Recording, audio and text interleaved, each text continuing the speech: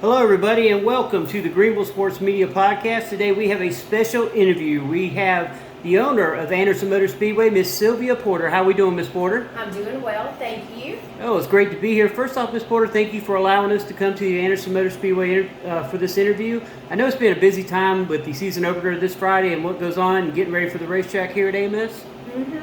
Yes, we've been busy just trying to get our facility up and running. It's been winterized for the off season. Yeah. So we've been painting walls, doing landscaping, just kind of getting everything ready for our season opener. Well, I can say it definitely looks well. A new scoreboard out there, and turn 3 is great looking. I had this question asked to me, how important is it for the fans, sponsors, and local communities to support racing at their local tracks? It is extremely important. We need all the support from our local community here in Anderson County as well as surrounding counties, and fan support as well as sponsorship support. Yes, true. As I was telling you earlier, as we kind of walked around the grounds a little bit, we could not do it without our sponsors and their help, just as the drivers, the local drivers that support us, could not do it without the sponsors on their race cars. Exactly. What can fans look forward to this year at AMS? You seem to always have a great turnout each and every week. Well, thank you. We are very blessed to have a great fan base and a lot of loyal competitors that support us each and every week.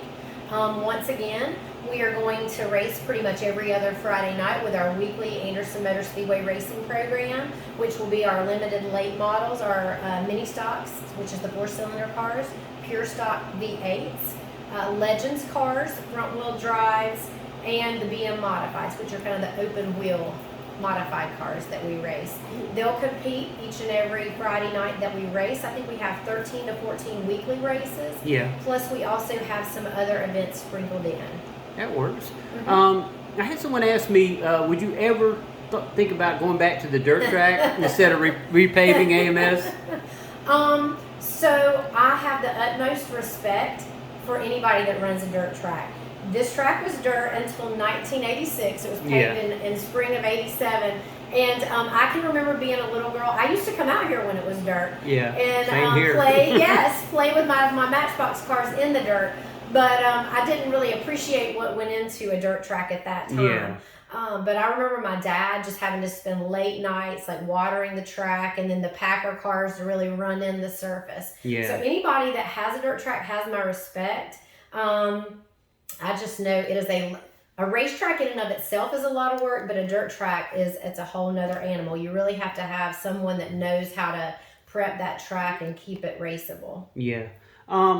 What divisions will be running this year? I think you've already kind of mixed, but what goes into those divisions? So those divisions sort of allow everybody at maybe different levels of learning and whatever they want to spend in racing to come out and go racing. That's true. So some people prefer and may have more knowledge on like 4-cylinder cars, so they may gravitate towards a front wheel drive or a mini stock car.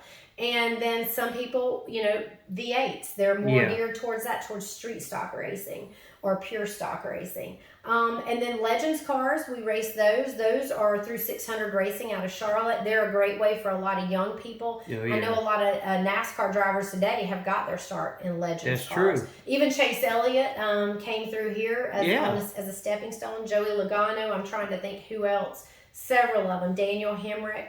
Bubba Wallace actually raced here too. So those are some who kind of started in Legends racing and have climbed through the ranks. Okay. But we also have our limited late models, and a lot of those guys have been racing for many, many years. So we have a lot of seasoned veterans in that division.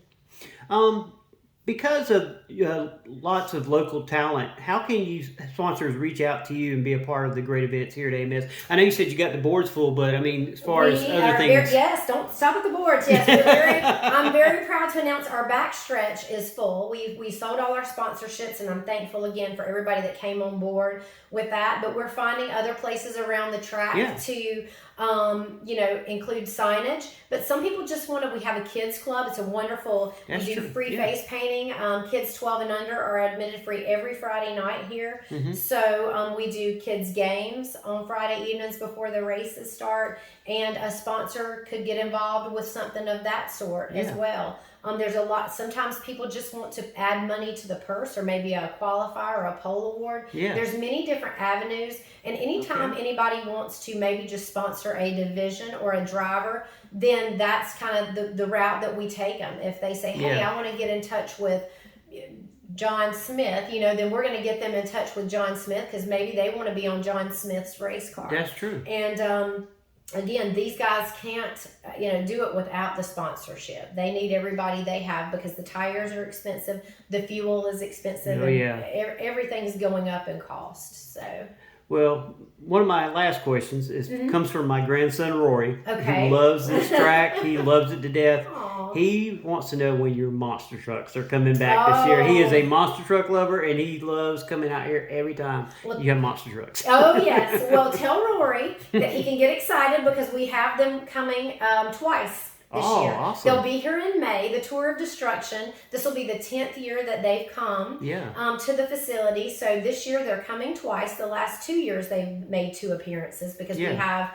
so many people wanting to see them, and ticket sales, we have to limit them. So the spring event, we're still selling tickets now, and they'll be here May the 6th, I believe it is, for the first time, and then they'll be back Halloween weekend, Saturday, October the 28th as well. Awesome. For all kinds of monster truck and mayhem. They do the school bus racing, the demo derby, trailer races, all that good stuff. I thought that was all. I actually was here last year for both of them, and he just went every time he saw the monster trucks and also the school buses. He enjoyed Camp Crystal Lake bus. He loves the Camp Crystal Lake bus that they do. Well, kids of all ages seem to like that show, so that's a good thing. Oh yeah. Well, one final question. Once again, thanks again for having us out here and being generous doing this interview.